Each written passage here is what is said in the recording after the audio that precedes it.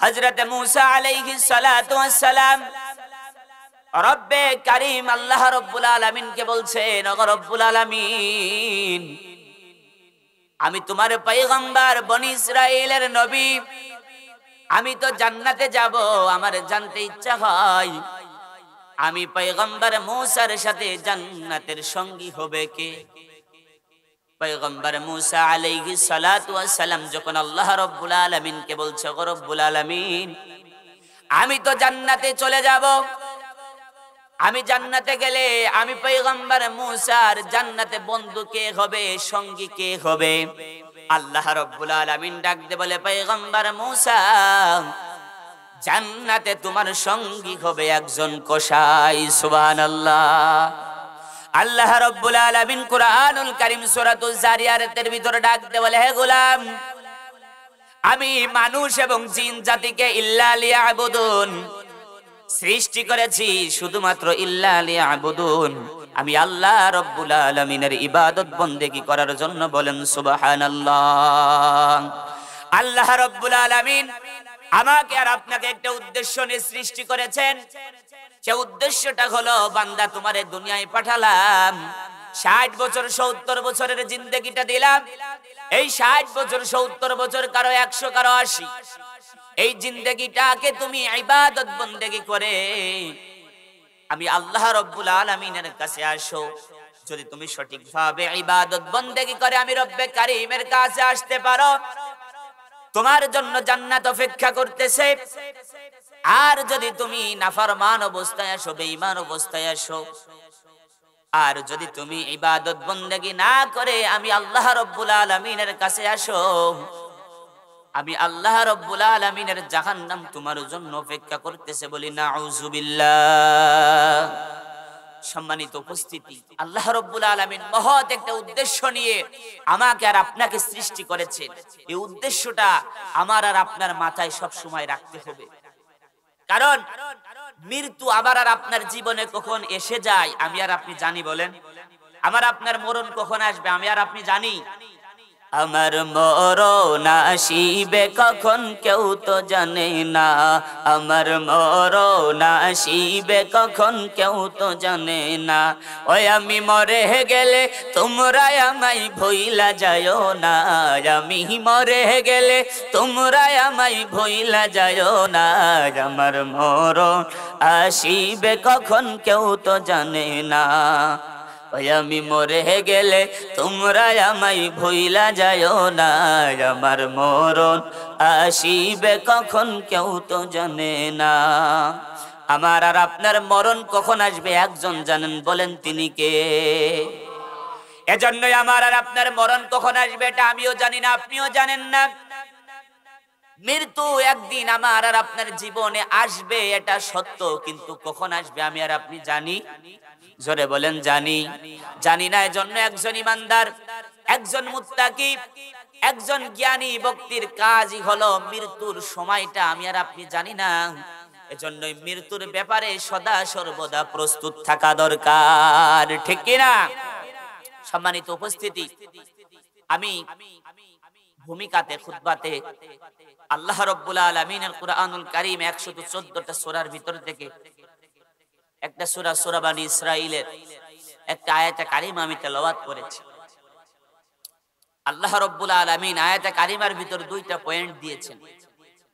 একটা পয়েন্ট হলো ওয়াকাদা রাব্বুকা আল্লা তা'বুদু ইল্লা ইয়্যা, হে গোলাম আমি তোমাদেরকে নির্দেশ দিচ্ছি, আদেশ করতেছি, শুধুমাত্র কেবলমাত্র আমি আল্লাহ রাব্বুল আলামিনের ইবাদত করবা। বলেন সুবহানাল্লাহ।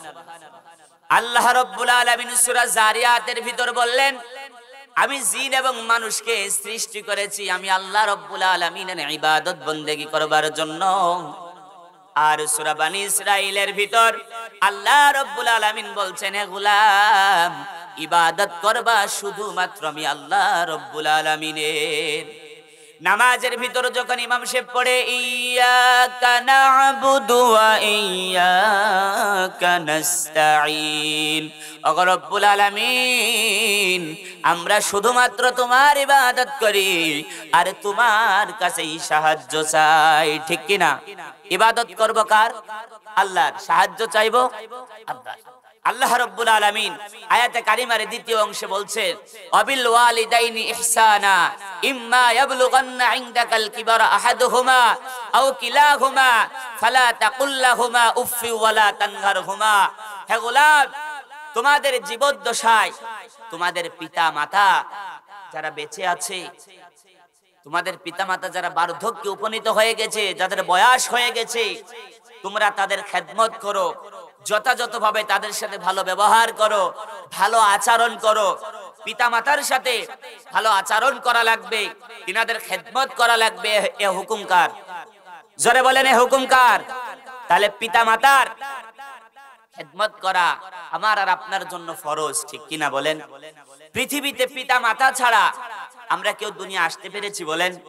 তিনজন ব্যক্তি ছাড়া, একজন হলো হযরত আদম আলাইহিস সালাতু ওয়াস সালাম, পিতা মাতা ছাড়া দুনিয়া এসেছেন। একজন হলো ওনার স্ত্রী হাওয়া আলাইহিস সালাতু ওয়াস সালাম।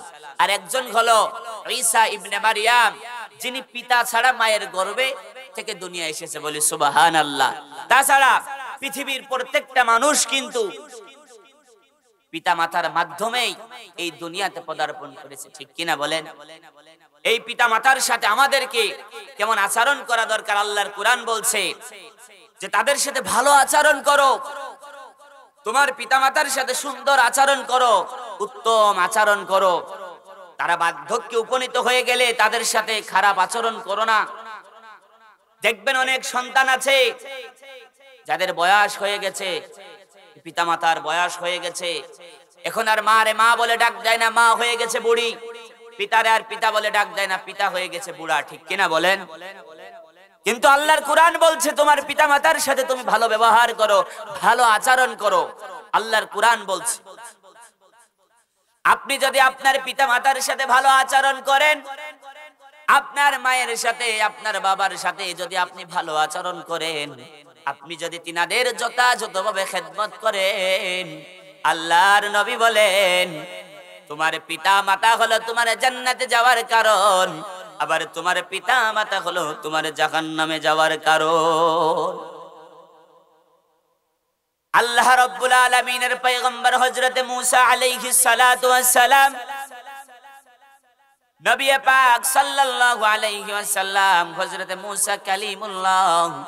এমন কোন মানুষ নাই যে হযরত মূসা আলাইহিস সালাতু ওয়াস সালামের নাম শোনেন নাই। মূসা কালিমুল্লাহ বলা হয় যিনি প্রতিনিয়ত আল্লাহ রাব্বুল আলামিনের সাথে কথা বলতেন, সুবহানাল্লাহ। হযরত মূসা আলাইহিস সালাতু ওয়াস সালাম রব্বে কারীম আল্লাহ রাব্বুল আলামিনকে বলছেন, ও রব্বুল আলামিন, আমি তোমার পয়গম্বর, বনি ইসরাইলের নবী, আমি তো জান্নাতে যাব, আমার জানতে ইচ্ছা হয় আমি পয়গম্বর মূসার সাথে জান্নাতের সঙ্গী হবে কে? পয়গম্বর মূসা আলাইহিস সালাতু ওয়াস সালাম যখন আল্লাহ রাব্বুল আলামিনকে বলছে, ও রব্বুল আলামিন, আমি তো জান্নাতে চলে যাব, আমি জান্নাতে গেলে আমি পয়গম্বর মূসার জান্নাতে বন্ধু কে হবে, সঙ্গী কে হবে? আল্লাহ রাব্বুল আলামিন ডাক দিয়ে বলে, পয়গম্বর মূসা, জান্নাতে তোমার সঙ্গী হবে একজন কসাই, সুবহানাল্লাহ। জান্নাতে একজন কসাই মূসা আলাইহিস সালাতু ওয়াস সালামের সঙ্গী হবে। হযরত মূসা আলাইহিস সালাতু ওয়াস সালাম বলছে, রব্বুল আলামিন, আগে ইচ্ছা ছিল জানার যে আমার সঙ্গী হবে কে। আমি ভাবছি হয়তো নবী, হয়তো রাসূল, হয়তো ওলি, হয়তো হাফেজে কুরআন, এরকম কেউ আমি নবীর জান্নাতের সঙ্গী হবে। এখন দেখছি যে একজন কসাই হবে। এখন আমার কৌতূহল হলো ওই ব্যক্তিকে আমি দেখতে চাই, ওই ব্যক্তির ঠিকানাটা দাও, সুবহানাল্লাহ। আর জোরে বলেন সুবহানাল্লাহ। একজন গোশত কাটে কসাই পয়গম্বর মূসার সাথে জান্নাতে যাবে, কি সাধারণ ব্যক্তি না অসাধারণ ব্যক্তি? হযরত পয়গম্বর মূসা আলাইহিস সালাতু ওয়াস সালাম আল্লাহ রাব্বুল আলামিনকে বললেন, ও রব্বুল আলামিন, ঠিকানা দিয়ে দাও, আমি ওই কসাইকে দেখতে চাই, ওই কসার স্পেশালি আমল কি? ওই কষার কি গুরুত্বপূর্ণ আমল আছে যে আমি পয়গম্বর মুসার সাথে জান্নাতে যাবে? আল্লাহ রাব্বুল আলামিন পয়গম্বর মুসা আলাইহিস সালাতু ওয়াস সালামকে ঠিকানা দিয়ে দিলেন, অমুক বাজারে চলে যাও। হযরত পয়গম্বর মুসা আলাইহিস সালাতু ওয়াস সালাম চলে গেলেন বাজারে। ছদ্মবেশে নিজের পরিচয়টা গোপন রাখলেন, পরিচয়টা গোপন রেখে চলে গেলেন বাজারে। দূর থেকে ওই কসাইকে ফলো করে লক্ষ্য করে, যেই দেখি কষার ভিতরে স্পেশালি আমল কি আছে, আলাদা কি আমল আছে, যার কারণে আমি পয়গম্বর মুসার সাথে জান্নাতে থাকবে। পয়গম্বর মুসা আলাইহিস সালাতু ওয়াস সালাম সকাল থেকে বিকাল পর্যন্ত খেয়াল করলেন, দেখলেন যে শুধু ওই কসাই গোশত কাটে বিক্রি করে, গোশত কাটে বিক্রি করে, গোশত কাটে বিক্রি করে, আলাদা কোনো আমল দেখি না। পয়গম্বর মুসা আলাইহিস সালাতু ওয়াস সালাম বিকালের টাইমে ওই কসাইয়ের কাছে, ওই কসাইয়ের নিকটবর্তী হয়ে গেলেন, কসাইয়ের কাছে চলে গেলেন, কে বলছেন, ভাই কসাই, আমি একজন মুসাফির, আমি আপনার বাড়িতে আজকে মেহমান হতে চাই। কি হতে চাই? মেহমান হতে চাই। এখন ওই কসাই বলছে যে আপনি আমার বাসার মেহমান হবেন, কোনো আপত্তি নাই, কিন্তু আমার বাড়িতে তো আমার একজন বৃদ্ধা মা আছে, আর আমার কেউ নাই, আমার মার ও আমি ছাড়া দুনিয়ায় আর কেউ নাই, আপনি মেহমান যদি হতে চান হবেন, কোনো সমস্যা নাই। পয়গম্বর মুসা আলাইহিস সালাতু ওয়াস সালামকে তখনও কসাই চেনে না যে এই বনি ইসরাইলের পয়গম্বর মুসা। সুবহানাল্লাহ। নবী পাক হযরত মুসা আলাইহিস সালাতু ওয়াস সালামকে সঙ্গে নিয়ে ওই কসাই বাড়ির দিকে রওনা করলেন। ওই কসাই যখন বাড়ির দিকে রওনা করলেন, বাড়িতে পৌঁছে গেলেন, হযরত মুসা আলাইহিস সালাতু ওয়াস সালাম ওনার পিছনে পিছনে যাচ্ছেন। পয়গম্বর মুসা আলাইহিস সালাতু ওয়াস সালামকে একটা রুম দিলেন, একটা কামরা দিলেন যে আপনি এখানে বসুন। বললেন আমি এখন একটু ব্যস্ত হয়ে পড়ব, আমার যে বৃদ্ধা মা আছে, আমি সারাদিন বাড়িতে থাকি না। ও এলাকার ভাইয়েরা, যারা পিতা মাতার সাথে খারাপ আচরণ করেন, যারা পিতা মাতার সাথে ভালো ব্যবহার করেন না, মাকে যারা গুরুত্ব দেন না, পিতাকে যারা গুরুত্ব দেন না, যারা মায়ের খেদমত করতে চান না, বাবার খেদমত করতে চান না, একটু ভালো করে কথাগুলো শুনে যান যে পিতা মাতার খেদমত করার কারণে দুনিয়া থেকে আল্লাহ রাব্বুল আলামিন জান্নাতের সার্টিফিকেট দিয়ে দিয়েছে। সুবহানাল্লাহ। পয়গম্বর মুসা আলাইহিস সালাতু ওয়াস সালামকে বললেন, কসাই যে আপনি এখানে অবস্থান করুন, আমি আমার মাকে এখন সুন্দরভাবে পরিপাটি করাবো, গোসল করাবো, আর আমি যে গোশতের দোকানে গোশত কাটি, আমি কসাই, ওই গোশতের ভিতর থেকে যে ভালো ভালো গোশতগুলো আছে ওগুলো আমি আলাদা করে সাইড করে রাখি। এখন এইগুলো আমি পাক করব, এগুলো রান্না করব, নিজের হাতে আমি রুটি বানাবো, এগুলো আমি আমার মাকে খাওয়ায় দিব। এরপরে আমি আপনার সাথে আবার কথা বলবো, আপনি একটু বিশ্রাম করেন, অপেক্ষা করেন। ওই আল্লাহর বান্দা কসাই রুটি বানালেন, গোশত প্রস্তুত করলেন, ওনার মাকে পরিষ্কার পরিচ্ছন্ন করলেন, রুমের ভিতরে ঢুকলেন, গোশতের সাথে রুটিটা মেখে ওনার মায়ের গালে দিচ্ছেন। দু তিনবার ওনার মা নিলেন, এরপরে হাত উত্তোলন করলেন। মুসা আলাইহিস সালাতু ওয়াস সালাম দেখছেন, হাত উত্তোলন করে দেখলেন ওই কসাইয়ের মা জানি বিড় বিড় বিড় বিড় করে কি জানি বলে।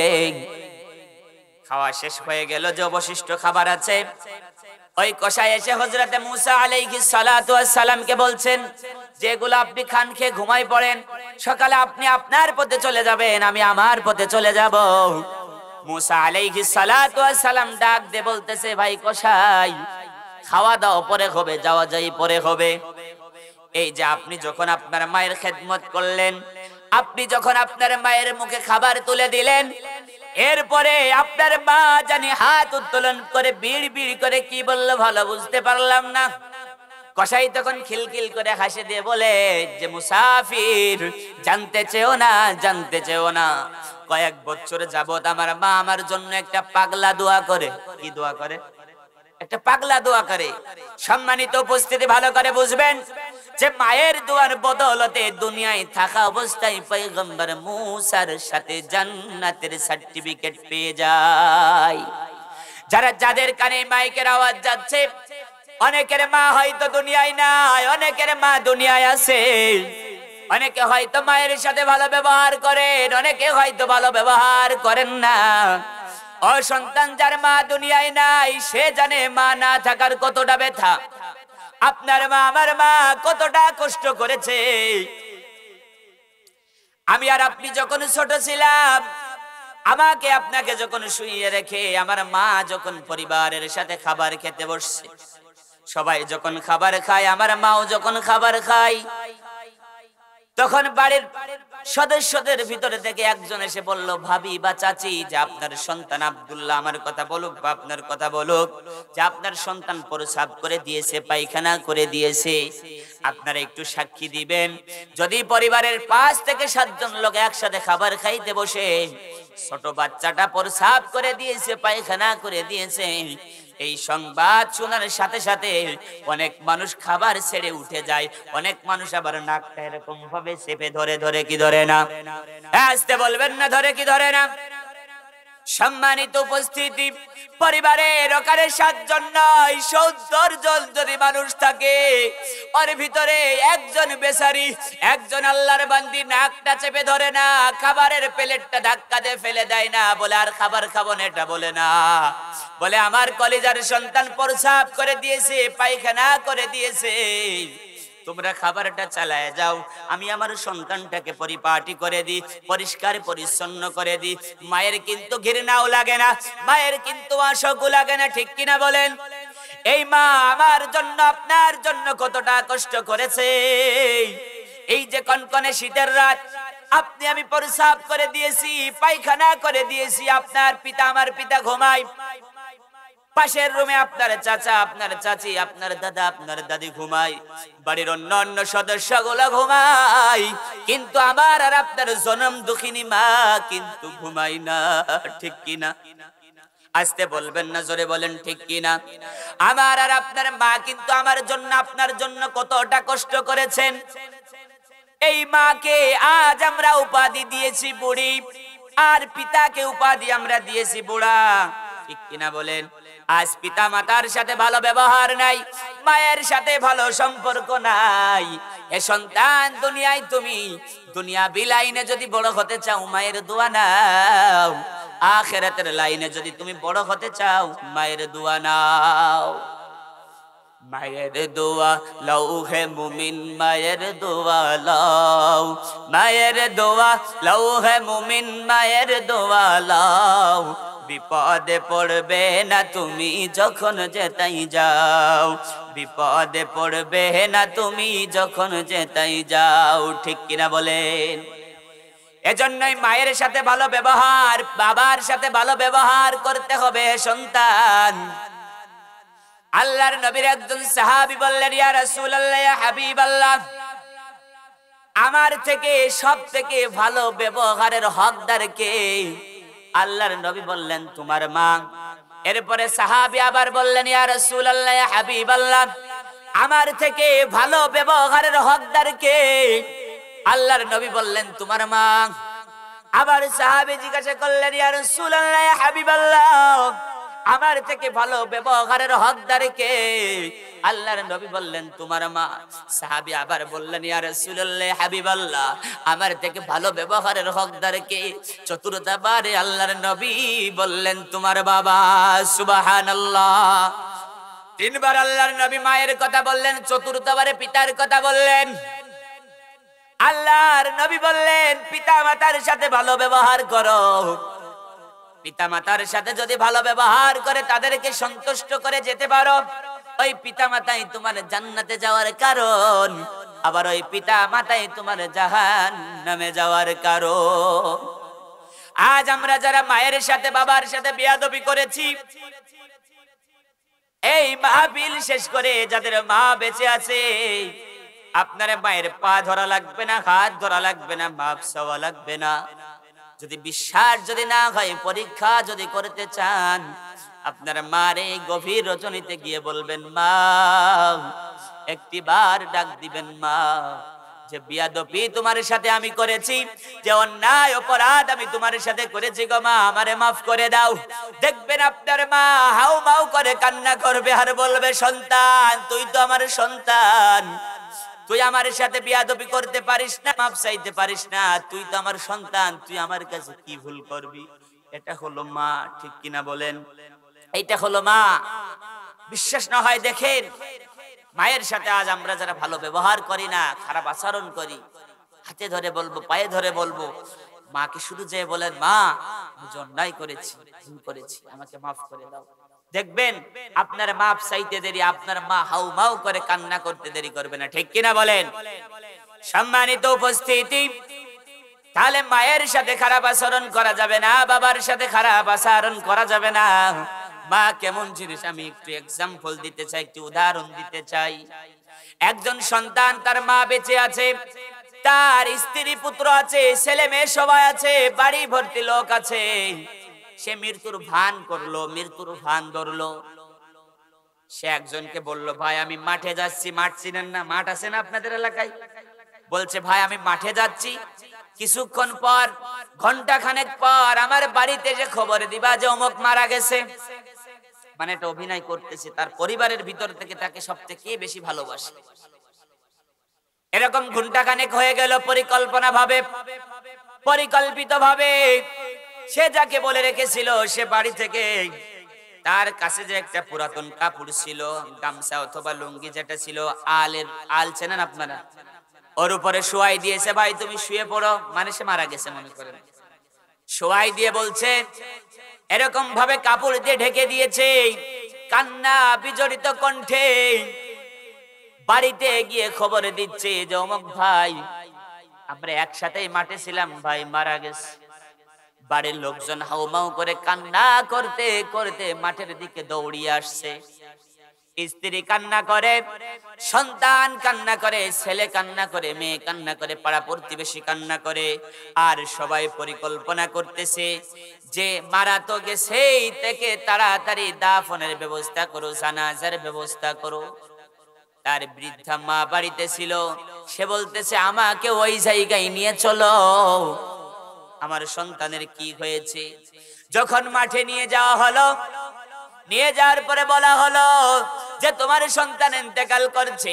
ওই বৃদ্ধা মহিলা, বৃদ্ধা মা তখন হাউ মাউ করে কান্না করছে আর বলছে, ওগো রব্বুল আলামিন, আমার বয়স হয়েছে, আমার সন্তানকে তুমি কেন নিলা? তুমি আমারে নিতে পারতা, তুমি আমার সন্তানকে কেন নিলা? ওগো রব্বুল আলামিন, আমার সন্তানের জায়গা যদি তুমি আমার মৃত্যুটা দিয়ে দিতে আমার ভালো হতো। এই দুনিয়ায় আমার বেঁচে থেকে লাভ কি, যদি আমার সন্তানই যদি দুনিয়ায় না থাকে? তখন সন্তান ওই চাদরটা ফেলে দিয়ে উঠে মার পা জড়ায় ধরেছে আর বলছে, এই বুঝি মা, বলছে এই বুঝি মা, সন্তান আসছে, ছেলে আসছে, মেয়ে আসছে, আমার সাদের স্ত্রী আসছে, তারা এসে বলছে, তারাও কান্নাকাটি করতেছে, কিন্তু তারা পরিকল্পনা করতেছে কিভাবে তার জানাজা করা যায়, দাফন কাফন সম্পূর্ণ করা যায়। আর মা এসে বলতেছে, রব্বুল আলামিন, ওগো রব্বুল আলামিন, তুমি আমাকে জীবিত রেখে আমার সন্তানকে কেন নিয়ে আনিলা? এইটা হলো মা। এজন্য মায়ের সাথে বেয়াদবি করা যাবে না, মায়ের সাথে খারাপ আচরণ করা যাবে না। সম্মানিত উপস্থিতি, হযরতে পয়গম্বর মুসা আলাইহিস সালাতু ওয়াস সালাম জিজ্ঞাসা করলেন, ঘটনা মনে আছে নি? পয়গম্বর মুসা আলাইহিস সালাতু ওয়াস সালাম ডাক দিয়ে বলে, কসাই, তোমার মা তোমার জন্য কি পাগলা দোয়া করে আমি একটু জানতে চাই। ওই কসাই তখন বলতেছে, কয়েক বছর যাবত আমার মার যখন আমি খেদমত করি, এই সন্ধ্যার সময় আমার মা হাত উত্তোলন করে তখন বলে, রব্বুল আলামিন, আমার সন্তান আমাকে খেদমত করেছে, আমার সন্তানের উপর আমি খুশি। ওগো রব্বুল আলামিন, বনি ইসরাইলের পয়গম্বর মুসা আলাইহিস সালাতু ওয়াস সালামের সাথে তুমি আমার সন্তানটারে জান্নাতি বানায় দাও। সুবহানাল্লাহ। তুমি জান্নাতি বানায় দাও। তখন কসাই বলছে যে মুসাফির, এই দোয়া কি কখনো কবুল হতে পারে? এই কবুল হওয়া দোয়া, আমি এই ঘটনাটা টানছি এই জন্য যে মায়ের দোয়া কিনা হতে পারে। তখন পয়গম্বর মুসা আলাইহিস সালাতু ওয়াস সালাম আর পরিচয় গোপন রাখলেন না। তখন কসাইকে বলতেছে, তুমি কি বনি ইসরাইলের পয়গম্বর মুসাকে চেনোনি? বলে না। বলে তুমি আজকে আরেকটা সুসংবাদ নাও, তোমার মা তোমার জন্য পাগলা দোয়া করে না, তোমার মায়ের দোয়া কবুল হয়ে গেছে, আর তুমি দুনিয়াতে থাকা অবস্থায় জান্নাতের সার্টিফিকেট পেয়ে গেছো। সুবহানাল্লাহ। পয়গম্বর মুসা আলাইহিস সালাতু ওয়াস সালাম বলছে, আমি বনি ইসরাইলের নবী মুসা কালিমুল্লাহ। সুবহানাল্লাহ। আর আল্লাহ পাক রব্বুল আলামিন বলছে যে আমি নবী মুসার জান্নাতি সঙ্গী হবা তুমি কসাই। আল্লাহু আকবার। এজন্যই মায়ের দোয়া যদি নেন, মায়ের দোয়া কি না হতে পারে? মায়ের দোয়ায় দুনিয়ায় থাকা অবস্থায় জান্নাত। সুবহানাল্লাহ। হযরত বাইজিদ বুস্তামির কথা শুনেছেন, জগৎ বিখ্যাত ওলি হয়েছে মায়ের দোয়ায়। দুনিয়ায় ভালো কিছু হতে চান, করতে চান, মায়ের দোয়া নেন, মায়ের সাথে ভালো ব্যবহার করেন, মায়ের সাথে খারাপ আচরণ কইরেন না। আর এই মায়ের সাথে খারাপ আচরণ করার কারণে আল্লাহর নবীর সাহাবী হওয়ার পরেও মা যতক্ষণ মাফ করে নাই, জুবান দিয়ে কালেমা বের হয় নাই। আল্লাহর নবীর প্রিয় সাহাবী হযরত আলকামা রাদিয়াল্লাহু তাআলা আনহু, ওনার ইন্তেকালের আগ মুহূর্তে উনি অসুস্থ অবস্থায় আছেন। সাহাবা একরাম রাদিয়াল্লাহু তাআলা আনহুম আজমাইন হযরতে আলকামা রাদিয়াল্লাহু তাআলা আনহুর শিয়রের কাছে গিয়ে, মাথার কাছে গিয়ে বসে বসে হযরতে আলকামা রাদিয়াল্লাহু তাআলা আনহুকে কালিমার তালকিন দিচ্ছে। বলছে, এ আলকামা পড়ো লা ইলাহা ইল্লাল্লাহু মুহাম্মাদুর রাসূলুল্লাহ। আমাদের ভিতর থেকে যারা অসুস্থ হয়ে যায়, আমরাও কিন্তু তাদের শিয়রের কাছে যে আস্তাগফিরুল্লাহ, কালেমায়ে শাহাদাত, কালেমায়ে তাইয়্যিবা, বিভিন্ন সূরা কিরাত পড়ি কি পড়ি না বলেন? আমরাও কিন্তু পড়ি। তেমনি ভাবে হযরতে সাহাবা একরাম আলকামার শিয়রের কাছে গিয়ে ওই রকম ভাবে বারবার কালেমার তালকিন দিচ্ছে, কিন্তু আলকামা রাদিয়াল্লাহু তাআলা আনহুর জুবান দিয়ে কালেমা বের হয় না। হযরতে সাহাবা একরাম নবীর দরবারে বিচার দিলেন, ইয়া রাসূলুল্লাহ, হাবিবাল্লাহ, আপনার প্রিয় সাহাবী হযরতে আলকামার জুবান দিয়ে কালেমা বের হয় না। আমরা বারবার কালিমা পড়াচ্ছি, কিন্তু আলকামার জুবান দিয়ে কালেমা আসে না। আল্লাহর নবী ডাক দিয়ে বললেন, আলকামার মা বেঁচে আছে? সাহাবা একরাম বললেন, ইয়া রাসূলুল্লাহ, হাবিবাল্লাহ, আলকামার মা বেঁচে আছে। নবীজি বললেন, ও আমার সাহাবীরা, আলকামার মাকে আমার কাছে নিয়ে আসো, অথবা আমি রাসূলকে আলকামার মায়ের কাছে নিয়ে যাও। হযরতে আলকামা রাদিয়াল্লাহু তাআলা আনহুর মাকে নবী পাক সাল্লাল্লাহু আলাইহি ওয়াসাল্লামের দরবারে হাজির করা হলো। নবী পাক সাল্লাল্লাহু আলাইহি সাল্লাম কথোপকথনের পরে আলকামার মাকে সম্বোধন করে বললেন, আলকামার মা, ছেলে হিসাবে, সন্তান হিসাবে তোমার আলকামা কেমন? আলকামার মা বললেন, আমার সন্তান হিসাবে, ছেলে হিসাবে আলকামা খুব ভালো, কিন্তু ইদানিং আলকামার সাথে আমি মায়ের সম্পর্ক বেশি ভালো না। ইদানিং বইয়ের কথা শুনে সে আমাকে কষ্ট দেয়, আমার সাথে তার সম্পর্ক ভালো না। আজ যারা বিবির কথা শুনে মাকে কষ্ট দিচ্ছি, আমরা মায়ের সাথে খারাপ ব্যবহার করতেছি। ভালো করে বুঝবেন, ভালো করে মনে রাখবেন, আপনার মা যদি আপনার উপর অসন্তুষ্টি থাকে, আর যদি আপনি ওই অবস্থায় মারা যান, আপনার জুবান দিয়ে কিন্তু কালেমা আসবে না। নবী পাক সাল্লাল্লাহু আলাইহি ওয়াসাল্লাম যখন জিজ্ঞাসা করলেন, আলকামার মা বলছেন, ছেলে হিসাবে, সন্তান হিসাবে আলকামা ভালো, কিন্তু ইদানিং আলকামা আমি মায়ের সাথে সম্পর্ক বেশি ভালো না। সে বইয়ের কথা শুনে বইয়ের কথাকে বেশি প্রাধান্য দেয়, বইয়ের কথাকে বেশি প্রাধান্য দেয়। এজন্যই আমি আলকামার উপর অসন্তুষ্ট। নবী পাক সাল্লাল্লাহু আলাইহি ওয়াসাল্লাম আলকামার মাকে বললেন যে, হে আলকামার মা, তোমার আলকামাত এখন অসুস্থ, কোন সময় জানি জীবন বের হয়ে যাই ভাব, তোমার আলকামাকে তুমি মাফ করে দাও। আলকামার মা বলছে যে আমি আলকামাকে মাফ করব না। কি বলছে? যে আমি আলকামাকে মাফ করব না। নবী পাক সাল্লাল্লাহু আলাইহি সাল্লাম বললেন, হে আলকামার মা, তুমি যদি তোমার সন্তান আলকামাকে মাফ না করো, তাহলে তোমার আলকামা কিন্তু কালেমাহীন অবস্থায় যদি মারা যায়, তাহলে কিন্তু জাহান্নামে চলে যাবে, তোমার সন্তান জাহান্নামী হয়ে যাবে। তোমার সন্তানকে তুমি মাফ করে দাও। হযরতে আলকামা রাদিয়াল্লাহু তাআলা আনহুর মা বললেন, না, আমার সন্তান আলকামাকে আমি মাফ করব না। নবী পাক সাল্লাল্লাহু আলাইহি সাল্লাম কয়েকবার যখন রিকোয়েস্ট করলেন, আলকামার মা যখন রাজি হয় না, হযরতে বিলাল রাদিয়াল্লাহু তাআলা আনহু এবং হযরতে আম্মার ইবনে ইয়াসির কয়েকজন সাহাবীকে বললেন যে তোমরা কিছু লাকড়ি নিয়ে আসো, তোমরা কিছু কাঠ সংগ্রহ করে নিয়ে আসো। এই কাঠ নিয়ে আসার জন্য যখন বলা হলো, আলকামার মা তখন বলছেন যে ইয়া রাসূলুল্লাহ, ইয়া হাবিবাল্লাহ, এই কাঠ এনে কি করা হবে? নবী পাক সাল্লাল্লাহু আলাইহি সাল্লাম বললেন যে এই কাঠগুলো নিয়ে এসে আলকামাকে দিয়ে আগুন ধরায় দেয়া হবে। আলকামার মা বলছে কেন? নবী পাক সাল্লাল্লাহু আলাইহি ওয়াসাল্লাম বললেন যে যদি তোমার আলকামাকে তুমি যদি মাফ না করে দাও, সে যদি এই অবস্থায় মারা যায়, কালেমাহীন অবস্থায় যদি মারা যায়, আলকামা জাহান্নামে চলে যাবে। জাহান্নামে পোড়ার চাইতে দুনিয়ার আগুনে পুড়ে যাক, তাও তো শাস্তিটা কম হবে। আপনি একটু কথাটা ভালো করে বুঝবেন যে মা কাকে বলে। যখন নবী পাক সাল্লাল্লাহু আলাইহি ওয়াসাল্লাম বলছেন যে আলকামাকে জ্বালিয়ে দেয়া হবে, তখন আলকামার মা বলছেন আমার সন্তান আলকামারে আমি মাফ করে দিলাম। একবার জোরে জোরে বলা যাবে কি সুবহানাল্লাহ? সাহাবায়ে একরাম খবর দিলেন, ইয়া রাসূলুল্লাহ, ইয়া হাবিবাল্লাহ, আপনার প্রিয় সাহাবী আলকামা জুবান দিয়ে কালেমা পড়তে পড়তে ইন্তেকাল হয়ে গেছে। বলেন আল্লাহু আকবার।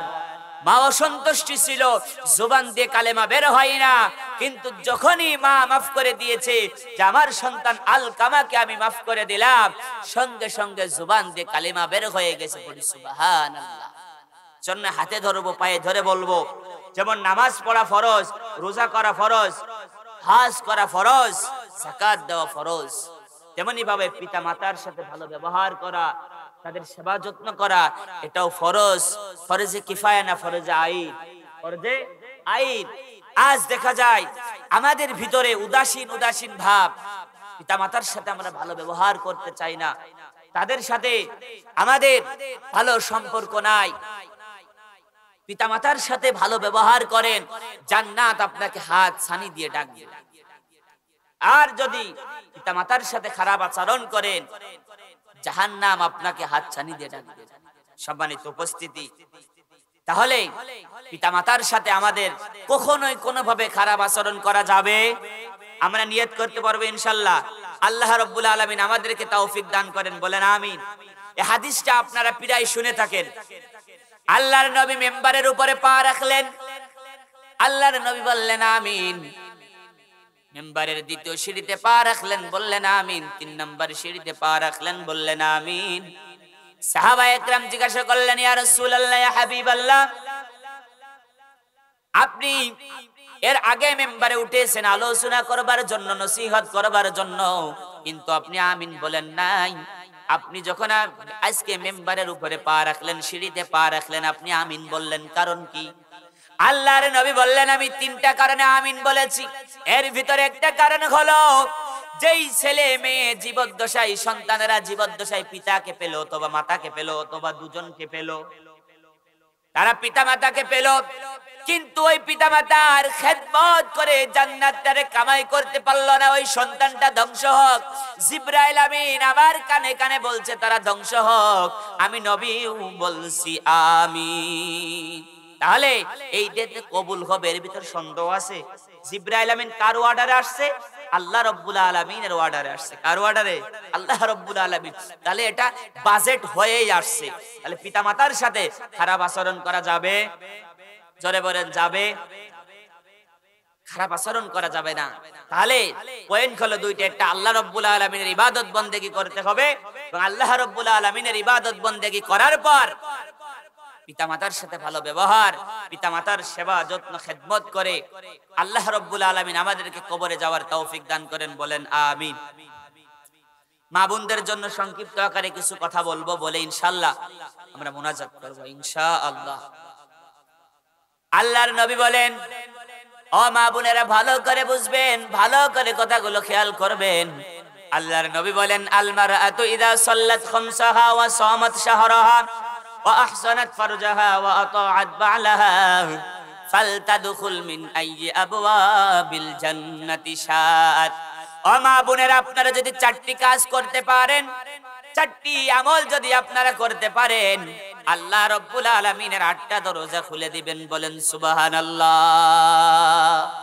এক নাম্বার, আল মারআতু ইযা সাল্লাত খামসাহা ওয়া সামাত শাহরাহা। এক নাম্বার হলো আল মারআতু ইযা সাল্লাত খামসাহা, নাম্বার হলো 5 ওয়াক্ত নামাজ সঠিক সময়ে পড়বেন, কখনো ছাড়বেন না। দ্বিতীয় নাম্বার হলো আপনারা লজ্জা স্থানের হেফাজত করবেন, পর্দা করবেন। 3 নাম্বার হলো আপনাদের স্বামীর খেদমত করবেন। কি করবেন? স্বামীর খেদমত করবেন। স্বামীর খেদমত আসেনি? বলেন, স্বামীর খেদমত আসেনি? যদি বলা হয় জরিনা, রহিমা ও আব্দুল্লাহর মা, 1 গ্লাস পানি ঢেলে দাও, বলে জগে আছে ঢালিয়ে খাও, এই হলো খেদমতের অবস্থা, ঠিক কিনা বলেন? এই হলো। তবে আপনাদের এলাকার মা বোনেরা অনেক ভালো, আপনাদের অনেক সেবা যত্ন করে, অনেক খেদমত করে। যদি তাই না করতো তাহলে বক্তার কাছে রিকোয়েস্ট করতো না যে আমাকে ওয়াজ যেন হুজুর একটু করে, ঠিক কিনা বলেন? তার মানে বোঝা যাচ্ছে আপনাদের এলাকার মা বোনেরা অনেক ভালো। সম্মানিত মা এবং বোনেরা, তাহলে আপনাদের পয়েন্ট হলো 4টা।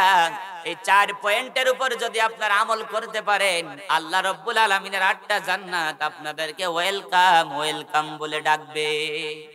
এক নাম্বার হলো 5 ওয়াক্ত নামাজ আপনাদের ছাড়া যাবে না। দ্বিতীয় নাম্বার হলো লজ্জা স্থানের হেফাজত করতে হবে। 3 নাম্বার হলো মাহে রমজানের রোজা রাখতে হবে। 4 নাম্বার হলো আপনার স্বামীর খেদমত করতে হবে, স্বামীর আনুগত্য করতে হবে। হযরত ফাতেমাতুজ জাহরা রাদিয়াল্লাহু তাআলা আনহার জীবনের দিকে যদি আমি আপনি তাকাই, ও মা বোনেরা হৃদয়ের কানটা লাগান, গুরুত্ব সহকারে কথাটা শোনেন। হযরত ফাতেমাতুজ জাহরা রাদিয়াল্লাহু তাআলা আনহা স্বামী ভক্তি কেমন ছিল, পর্দা নিশিনী রমণী কেমন ছিল, যিনি পর্দাটাকে কেমন গুরুত্ব দিয়েছে, পর্দাটাকে কতটা তিনি গুরুত্ব দিয়েছে। আজ আপনাদের গ্রামের দোকানে যান, শহরের মার্কেটে যান, গ্রামে মার্কেটে শহরে সব জায়গায় দেখবেন মহিলা মা বোনদের উল্টো পাল্টা চলাফেরা, ঠিক কিনা বলেন? শহরে বাজারে দেখো নারীদের ঢাল, পর্দাবিহীন তারা করে ঝলমল। শহরে বাজারে দেখো নারীদের ঢাল, পর্দাবিহীন তারা করে ঝলমল। অন্যকে তার দিকে আশেকে বানাই, অন্যকে তার দিকে আশেকে বানাই। দেশটা আজি ধ্বংস নারীর বেপরদাই, কথা বলেন ঠিক কিনা? সম্মানিত মা এবং বোনেরা, হযরত ফাতেমাতুজ জাহরা রাদিয়াল্লাহু তাআলা আনহা, আপনাদের তো শোকেস ভর্তি কাপড়, ঘরের ভিতরে দেখলে আপনাদের 20টা 30টা 50টা কাপড়, এরপরেও আপনারা পর্দা করতে চান না। কিন্তু হযরত ফাতেমাতুজ জাহরা রাদিয়াল্লাহু তাআলা আনহা, ওনাদের কিন্তু পর্যাপ্ত কাপড় ছিল না, 1টা অথবা 2টা কাপড় ছিল। এরপরেও ওনারা কিন্তু কখনো কোনোদিন পর্দার বেখিলাফ করে নাই, ওনারা কোনোদিন কিন্তু পর্দা ছাড়ে না। আজ আর আমার মা বোনেদের শত শত কাপড় থাকার পরেও এই মা বোনেরা পর্দা করতে চায় না, ঠিক কিনা বলেন? হযরত ফাতেমাতুজ জাহরা রাদিয়াল্লাহু তাআলা আনহা, উনি নবী পাক সাল্লাল্লাহু আলাইহি সাল্লামের মৃত্যুর 6 মাস পর হযরত ফাতেমার ইন্তেকাল। ইন্তেকালের আগ মুহূর্তে ওনার স্বামী হযরত আলী রাদিয়াল্লাহু তাআলা আনহুকে ডাক দিয়ে বলতেছে, ও আমার প্রাণের স্বামী, আমার যদি ইন্তেকাল হয়ে যায় রাতের বেলা, এই কথাটা একটু ভালো করে বুঝবেন, পর্দাটাকে কতটা গুরুত্ব দিয়েছে। স্বামীকে ডাক দিয়ে বলতেছে, স্বামী, আমার যদি রাতের বেলা ইন্তেকাল হয়ে যায়, আশপাশের কয়েকজন মানুষকে নিয়ে তুমি জানাজা দাফন কাফন সম্পূর্ণ করে দিবা। আর যদি দিনের বেলা আমি ফাতেমার ইন্তেকাল হয়ে যায়, মানুষদেরকে জানানোর দরকার নাই, আমার হাসান হুসাইন এবং তুমি আর দু একজনকে নিয়ে আমার জানাজা দাফন কাফন কবর দিয়ে দিবা। হযরত ফাতেমা স্বামীকে বলছে, আমার স্বামী, আমি ফাতেমার মৃত্যুর সংবাদ কাউকে জানাবা না। আমি ফাতেমা আমার জিন্দেগিতে প্রতিটা সময় আমি পর্দা করেছি, আমার শরীরকে আমি ঢেকে রেখেছি।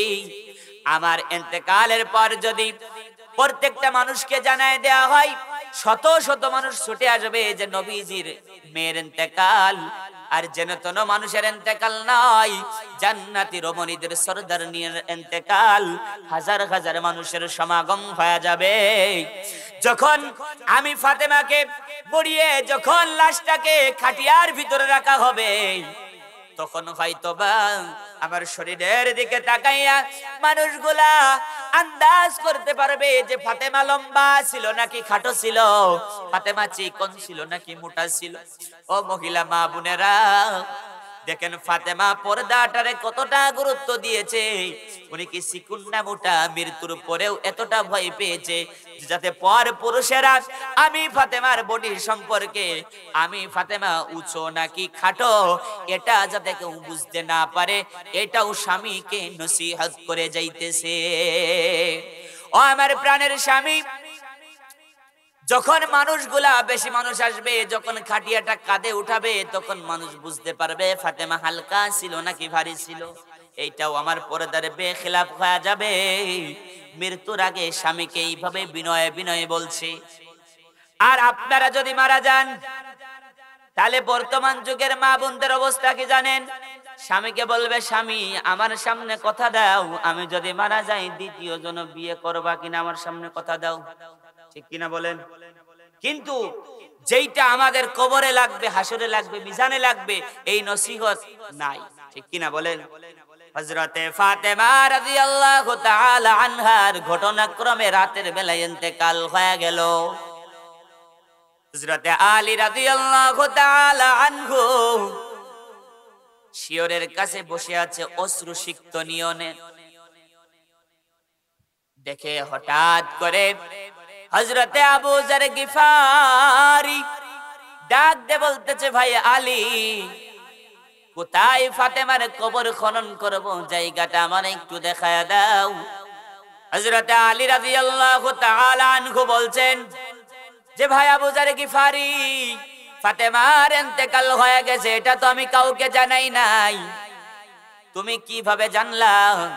হযরতে আবু যর গিফারি ডাক দে বলে, নবী পাক সাল্লাল্লাহু আলাইহি সাল্লাম আমাকে স্বপ্নের মাধ্যমে ইলহাম করেছে যে, আবু যর, আমার আদরের দুলালি কন্যা ফাতেমার ইন্তেকাল হয়ে গেছে, তুমি যাও কবরটা খনন করো, দাফন কাফন জানাজার ব্যবস্থা করো।